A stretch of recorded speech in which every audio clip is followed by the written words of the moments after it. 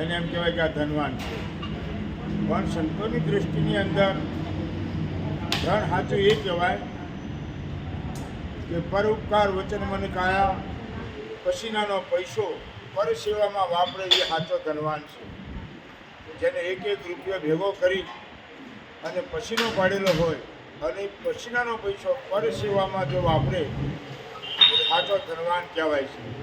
આજે ઘણા ભક્તો જલારામના હોય, મહાદેવના હોય, માતાજીના હોય, ખૂબ ધન ભેગું કર્યું હોય પણ તે સત્કર્મ કરી શકતો નથી. પણ કોઈ સદગુરુની કૃપા હોય, કોઈ ગુરુમુખીની કૃપા હોય, કોઈ મહાપુરુષોના આશીર્વાદ હોય તો એનું ધન સદમાર્ગે વપરાય અને ધર્મની અંદર વપરાય.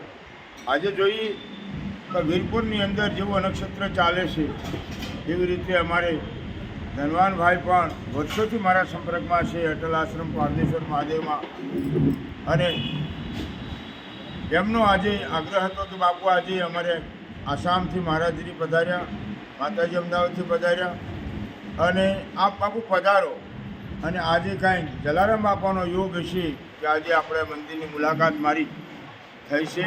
હું એમને જાણ કરીશ કે વર્ષોથી મંદિરનું કામ ચાલતું હતું, વચ્ચે અટકી ગયું અને કંઈક જલારામ બાપાની ઈચ્છા હોય કે વિશેષ થવાનું હોય ને ત્યારે કોઈ ધર્મનું કાર્ય અટકતું હોય છે.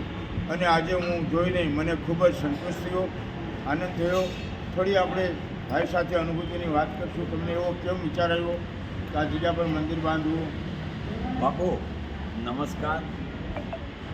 બટુક બાપુ છે જે અટલ આશ્રમના મહંત છે. વર્ષોથી હું એમના કોન્ટેક્ટમાં છું અને બાપુએ જે પ્રશ્ન અત્યારે કર્યો છે બટુક બાપુએ, બાજુમાં જે બેઠા છે એ 10 નામી અખાડા કામાખ્યા દેવીના મંદિરની બાજુમાં વર્ષો જૂનો 10 નામી અખાડો છે, એના મહંત છે.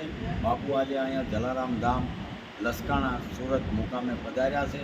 મારે વર્ષોથી વાત બટુક બાપુ આજે હાલતી હતી પણ આજે જોગાનું જોગ બંને બાપુ સાથે ભેગા થયા અને ફોનમાં વાત થઈ તો અત્યારે અહીંયા જલારામ ધામ લસકાણા એમની પધરામણી થઈ છે અને અમે બધા સાથે બેસીને સત્સંગ કરી રહ્યા છીએ. તો તેમાં એમણે પ્રશ્ન કર્યો છે કે ભાઈ આ તમને વિચાર ક્યારે આવ્યો? તો આ વિચારની બહુ મોટી કહાની છે. આ શાંતાબેન દયાલજીભાઈ ચેરિટેબલ ટ્રસ્ટ દ્વારા જલારામ ધામ મંદિર અમારી પોતાની ભૂમિમાં અને અમારા ટ્રસ્ટ તરફથી જ આ મંદિર બનાવવામાં આવ્યું છે. 2005માં ભૂમિપૂજન રાખેલું. 2005માં આજે 20 વર્ષે 2020માં આની પ્રતિષ્ઠા થઈ. બાપુ પણ લગભગ ભૂમિપૂજનમાં હાજર હતા. ટાઈમ ઘણો થઈ ગયો છે. સૌરાષ્ટ્રના ઘણા સંતો હતા આ ભૂમિપૂજન. 15 વર્ષ પડ્યું પણ પછી એકાએક અમારા જલારામ બાપાનો જે નિયમ હતો કે ભૂખ્યાને ભોજન આપવું, મંદિર પડ્યું, એકાએક લોકડાઉન આવ્યું. લોકડાઉનમાં અહીંયા અમારે સામે ઇન્ડસ્ટ્રી વિસ્તાર છે એટલામાં અંદાજિત લાખ કારીગરો એવા છે કે રોજનું કમાઈ રોજનું ખાવાવાળા. એકાએક સરકારે લોકડાઉન કરી નાખ્યું.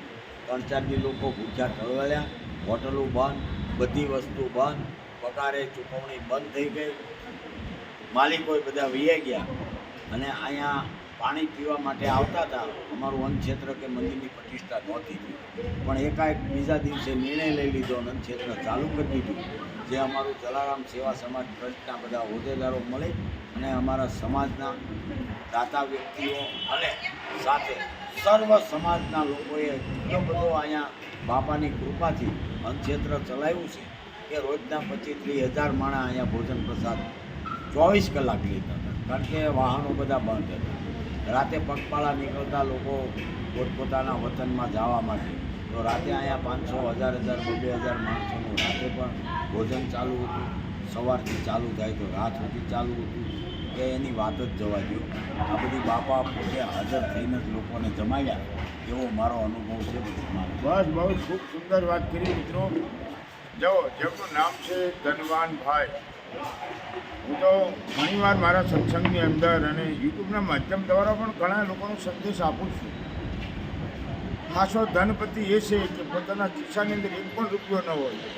જ્યારે આ મંદિરનું કામ અટકી ગયું ત્યારે મારી પાસે આવ્યા કે બાપુ એવા કાંઈ આશીર્વાદ આપો કે આ મંદિરનું કામ જલ્દી શરૂ થાય અને બાપાની પ્રતિષ્ઠા થાય. અને સંતો તો એક જ વાત કરી શકે કે ભગવાનની આગળ પ્રાર્થના કરી શકે અને એ પ્રાર્થના નિસ્વાર્થ કરેલી હોય તો એ જરૂર સાંભળે છે. આજે આ વાતનું પ્રત્યક્ષ નજર સામે જોયું ત્યારે મને ખ્યાલ આવ્યો કે આપણે જે કરેલી પ્રાર્થના છે એ આજે ચરિતાર્થ છે અને એમના જીવનની અંદર પણ એક બાપા પ્રત્યેની આસ્થા અને શ્રદ્ધા વિશ્વાસ ફલદાયી પણ.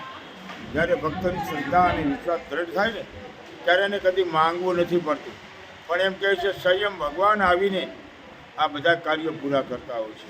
જેમ જલારામ બાપાને અને એક જોલીને ઝંડો આપી અને એ જોલીને ઝંડો આજે પૂરા વિશ્વમાં પ્રસિદ્ધ પામ્યા અને એ જોલીના ઝંડાની પૂજા કરી અને જલારામ બાપાના નામે અસંખ્ય જગ્યા પર ભારતની અંદર આવા અનેક ક્ષેત્રો ચાલે છે. આજે મને પણ જોયા પછી મને ખૂબ જ આનંદ થયો છે. મિત્રો એક યાદ રાખજો, કોઈ મહાપુરુષના તમને આશીર્વાદ મળે ને એનાથી તમે અહંકાર ન કરશો. કદાચ કોઈ મહાપુરુષ તમને 5, 10 હજાર, 20 હજાર, 25, 50 હજાર આપી દે તો એનાથી તમારું ઘર નહીં ભરાય, પણ એવા મહાપુરુષના આશીર્વાદ તમારી સાથે હશે ને તો તમારી 7 પેઢી ખાય ને તો પણ ખૂટે નહીં એટલું ધન અને એટલા આશીર્વાદ તમને એને મળતા હોય છે.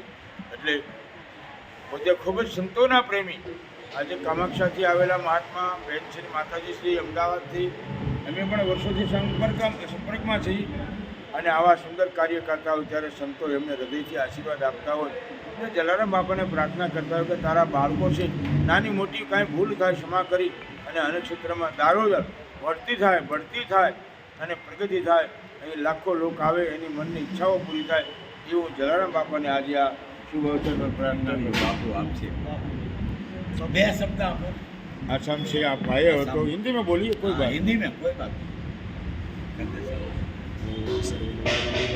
मेरा आवाज ज़्यादा साधिके शरण्य त्र्यंबके गौरी नारायणी नमस्ते.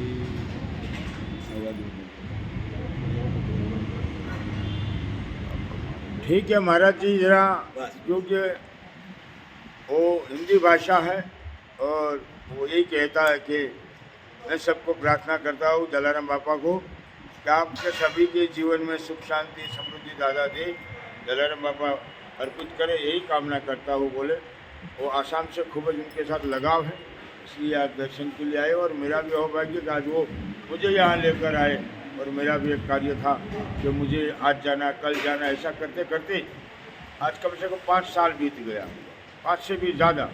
लेकिन आज जलाराम बापा ने मुझे भी ऐसी प्रेरणा दी कि अभी कोई काम है ही नहीं, दादा का दर्शन करें. और ये जो धनवान शेठ नहीं पर धनवान भगत આપણે શેઠ તો જલારામ જલારામ છે. આવો મિત્રો આવી રીતે અટલ આશ્રમ સુરત યુટ્યુબમાં આજે જલારામ બાપાની કયું ગામ લસકાણા ગામ લસકાણા ગામમાં ખૂબ પ્રસિદ્ધ પામેલું સ્થાન છે. આવો આપણે પણ એકવાર આના દર્શન કરી આપણા જીવનની અંદર એવી મનોકામના હોય ને પૂર્ણ થાય એવી મંગલ કામના કરીશું. આવો જય જલારામ, જય જલારામ.